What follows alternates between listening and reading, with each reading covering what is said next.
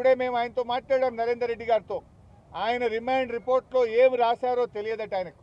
Remand రిపోర్టును 5 నిమిషాల ముందు magistrate గారి ముందు ప్రవేశపెట్టే ముందు రిమాండ్ రిపోర్ట్ మీద సంతకం పెట్టించుకున్నారు.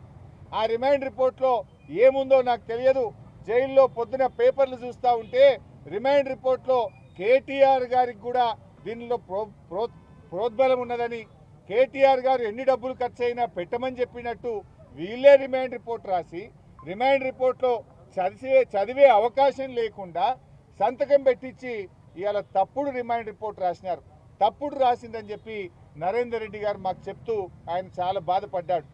అసలు నాకే సంబంధం లేదు, నాకే విషయము తెలియదు, కేటీఆర్ గారికి సంబంధం ఉందని ఆయనను ఇరికిచ్చే ప్రయత్నం, నన్ను అక్రమంగా ఇరికిచ్చారు, ఇది అన్యాయం.